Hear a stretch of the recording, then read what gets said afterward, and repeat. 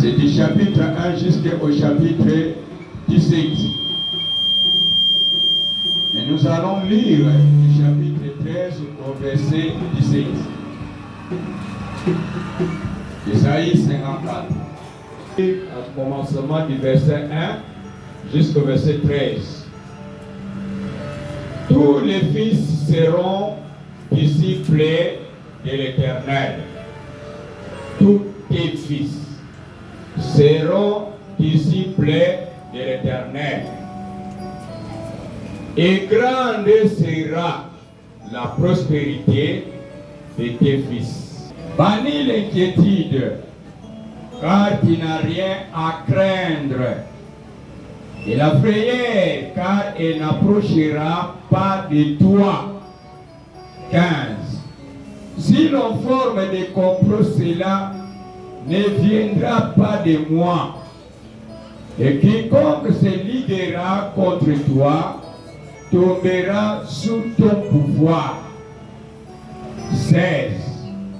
Voici, j'ai créé l'ouvrier qui suit le charbon au feu et qui fabrique une arme par son travail pour la briser. 17. Toute arme forgée contre toi sera sans effet. Et toute langue qui se lèvera se mettra en justice contre toi, qui la condamnera. Tel est l'héritage des serviteurs de l'Éternel. Tel est le salut qui lui viendra de moi, dit l'Éternel. Point.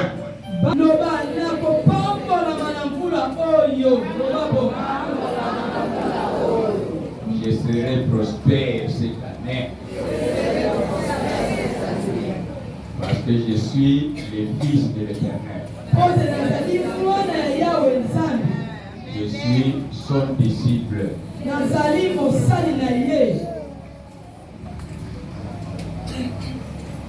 Éternel notre Père, les mains finies dans tes œuvres. La bonté n'a jamais été épuisée. Mais au contraire, elle se renouvelle à chaque instant. Tu es le Dieu glorieux éternellement. Tu es le Dieu admirable. C'est toi, Père éternel. Tu es le bon conseiller. C'est toi dont la paix est sans fin. Tu es le carnage des innocents.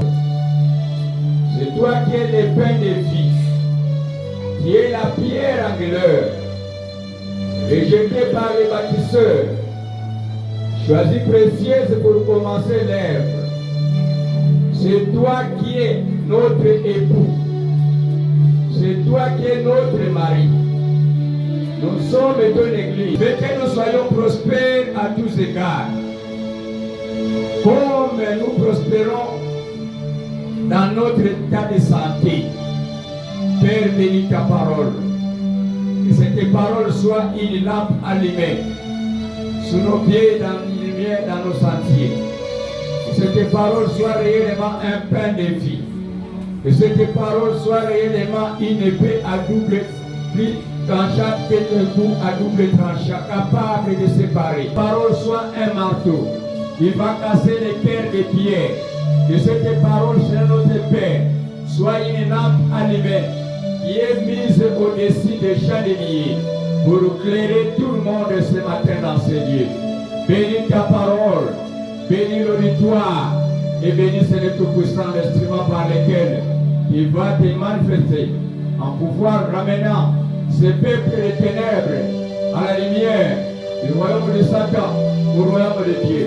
Père, laisse que ton esprit soit sur moi et l'onction, Seigneur, pour annoncer la bonne nouvelle aux misérables, Seigneur, soient manifestes, que ceux qui sont en captivité soient libérés, ceux qui étaient dans les ténèbres, le mouvement satanique, je proclame la délivrance pour ces gens-là, là où se trouve le Seigneur, je proclame leur délivrance, qu'ils soient délivrés, qu'ils soient délivrés, qu'ils soient délivrés, avant Père. qu'on puisse même les reposer la main. Avant, Père, qu'on puisse prier, qu'ils soient délivrés à travers cette parole. Car cette parole, c'est notre puissant au Père. Elle vient de toi. Qu'elle soit cette parole qui est un feu dévorant, qui va dévorer tout ce qui est des ténèbres dans nos cœurs, tout ce qui était longtemps caché, soit dévoré maintenant par la parole de Dieu. Merci notre Père. Quand ta parole sort, ne peut jamais revenir auprès de toi. Sans pour autant comprendre la raison pour laquelle elle est mort, a guéri tout ce qui était malade, ceux qui devaient aller à la mort, tu les as ramenés de la fosse à la vie. Je proclame la résurrection de ceux qui sont morts pour cette année 2023, qu'ils soient ressuscités maintenant et qu'ils reçoivent la vie qui vient de Jésus-Christ quand il est venu pour nous donner la vie et la vie en abondance. Merci Seigneur Jésus pour pouvoir nous accorder de cette vie. Que la gloire, la puissance et l'honneur, la richesse, la magnificence, les siècles et les siècles de l'éternité à l'éternité reviennent à l'Éternel et tous d'un commun accord. Nous te disons gloire et louange à toi Seigneur Jésus-Christ. Amen. Nous pouvons nous asseoir et en nous saluant les uns et les autres. Souhaitez mon nom, nous 2023 malamu. Souhaitez. Dites-lui pour nous la fête n'a pas de fin. Depuis le 25 décembre jusqu'au retour de Jésus-Christ, la fête continue. Il y a la fête de guérison. Il y a la fête des miracles. Il y a des fêtes de signes. Il y a la fête des progrès. Il y a la fête d'élévation. Il y a la fête des changements. Tu dois changer cette année ici. C'est pour. Je vous bénis tous au nom du Seigneur Jésus-Christ. Avant d'entrer dans les messages, je voudrais m'acquitter d'un devoir. La Bible dit dans Exode 23, verset 25e, servez l'Éternel, servez l'Éternel. Il bénira votre eau à boire. Et il éloignera la maladie des milieux de toi. Une femme qui avorte ne sera pas au milieu de vous. Tous ceux qui ont de courtes vies ne seront pas au milieu de vous. C'est-à-dire que si vous servez Dieu, Dieu va bénir l'eau que vous buvez. L'eau que nous buvons pleine de microbes. Il y aura l'épidémie. Et nous voyons comment les gens sont en train de tousser. Comment les gens sont en train d'être tombés par la fièvre. Des fortes fièvres. Il y a même des morts. Et hier, j'étais vraiment attristé. Quand je venais de la série de Pakajuma, je connais une famille dont des fois je blaguais même avec ces jumeaux-là, en riant avec leur père et leur mère. Mais les deux jumeaux sont morts d'une manière là successive. Le dernier a été enterré hier. Ça m'a fait mal au cœur. Et quelqu'un même m'avait posé la question. Est-ce que cette femme vous priez avec elle? J'ai dit, elle est du quartier, mais je ne l'ai jamais vue à Pakajuma.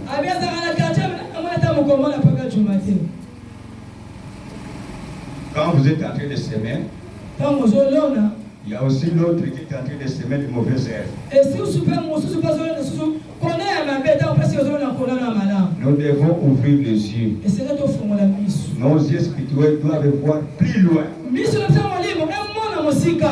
Vous devez servir le Seigneur. Et si vous servez Dieu, Dieu est devenu très proche avec les hommes.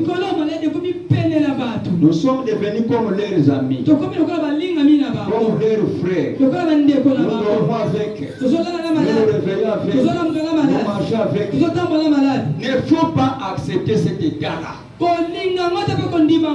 faut chasser la maladie d'aller plus loin. Elle est en train de venir pour te tuer. Il y a beaucoup d'avortements. Il y a des gens qui disent que c'est la volonté de Dieu. La volonté de Satan n'existe pas. Nous devons rentrer à la poussière. Ce n'est pas ton verset. Dieu a parlé aux méchants. Il a parlé aux fidèles. Donc toi tu seras comme Élie. Tu seras comme un homme qui était monté avec la chair. Jésus c'est notre modèle. Il est monté avec tout son corps. Et c'est ça qu'il veut que toi tu saches. Il a dit je viendrai pour vous prendre. Et il a même assuré que d'autres personnes ne seront pas.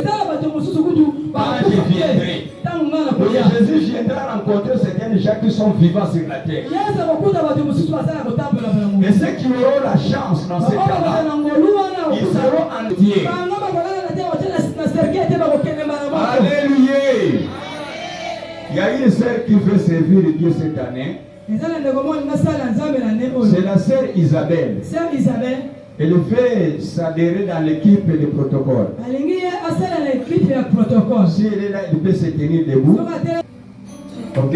Tu peux venir devant. Servez l'Éternel, il bénira votre pain. Servez l'Éternel, il va bénir votre pain. Il va bénir votre eau à boire. Ma sœur, que mon Dieu te bénisse. Tu es vraiment bien heureuse. Parce que Dieu est en train de chercher des serviteurs. Ma sœur, tu as été déjà baptisée? Avec, en plongeant et en émanant. Ok. Et toi, je Père Céleste, ce n'est pas moi qui l'ai choisi, mais c'est toi qui l'as choisi. Et là, il y a un thème cette année intitulé La génération messianique. Génération messianique. Dans ce thème-là, nous sommes en train d'exploiter un sous-thème. Disciple accompli. Un disciple accompli. Et nous voyons cette parole dans Luc chapitre 6 verset 40. Là c'est Jésus lui-même qui parle. Il dit que nous sommes élèves. Mais l'élève ne peut rester toujours élève. Il va aussi faire comme son maître. Et l'élève qui est en train de faire comme son maître, c'est cet élève-là qu'on appelle les disciples accomplis. Jésus-Christ a besoin des disciples accomplis. Des disciples dans le monde, mais qui ne font pas le travail comme leur maître. Moi-même, je suis technicien. J'ai appris beaucoup d'enfants. J'ai appris beaucoup d'enfants. Les services que moi j'ai fait en dehors de l'église. Mais j'ai accueilli beaucoup d'enfants dans ces derniers temps qui ne parviennent pas à maîtriser le métier que moi j'ai fait.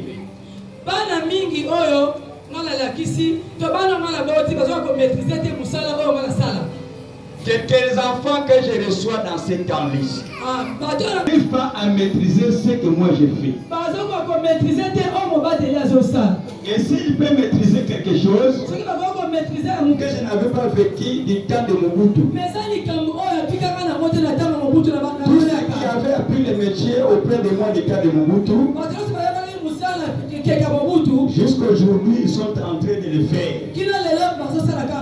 Et j'ai de la joie quand je passe dans leurs ateliers.